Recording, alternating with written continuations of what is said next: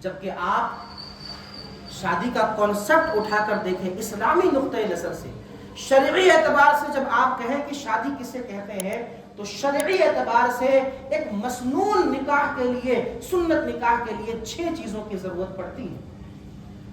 ایک سنت نکاح ادا کرنے کے لیے 6 چیزوں کی، کتنی چیزوں کی؟ 6 چیزوں کی ضرورت پڑتی ہے۔ اس کو یاد رکھ لیجیے آپ، ایک سنت نکاح ادا کرنے کے لیے 6 چیزوں کی ضرورت پڑتی ہے، جن میں سے پہلی چیز 2 مسلم گواہوں کا ہونا، دوسری چیز لڑکا لڑکی کی طرف سے ایجاب اور قبول کا ہونا، تیسری چیز مہر کا ادا کرنا، چوتھی چیز نکاح کے خطبے کا ہونا، پانچویں چیز چھہارے کا یا کھجور کا تقسیم ہونا، چھٹی چیز ولیمے کا ہونا۔ اسی کا نام نکاح اور شادی ہے، اسی کا نام نکاح اور شادی ہے اسلامی نقطۂ نظر سے۔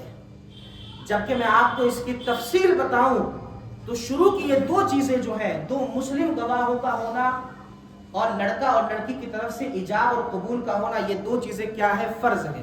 کیا ہے؟ کیا ہے؟ فرض ہیں۔ 2 چیزیں یہ فرض ہیں، 2 مسلم گواہوں کا ہونا اور لڑکا اور لڑکی کی طرف سے ایجاب اور قبول کا ہونا، یہ 2 چیزیں کیا ہے؟ فرض ہیں۔ تیسری چیز جو مہر آتی ہے یہ کیا ہے؟ واجب ہے۔ کیا ہے یہ؟ واجب۔ اور بقیہ 3 چیزیں جو ہے یہ سنت ہے، یہ صرف سنت ہے۔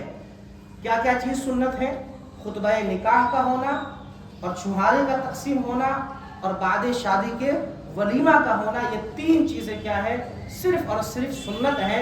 کہ اگر ایسا ہو کہ اگر ہم ان سنتوں کو ادا نہ بھی کریں، ان کی ادائیگی نہ بھی ہو پائے تو اس سے نکاح میں کوئی فرق نہیں آئے گا، نکاح ہو جائے گا۔ اس لیے کہ فرض اور واجب تو ادا ہو گئے، فرض اور واجب تو ادا ہو گئے۔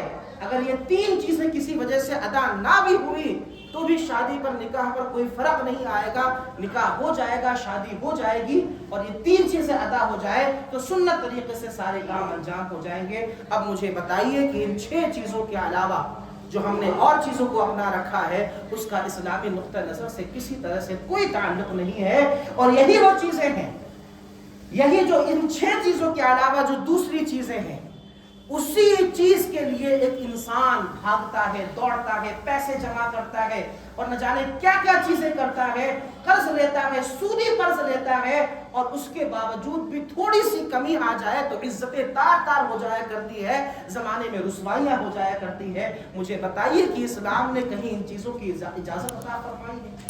کہیں بھی کسی بھی چیز کی اجازت نہیں عطا فرمائی۔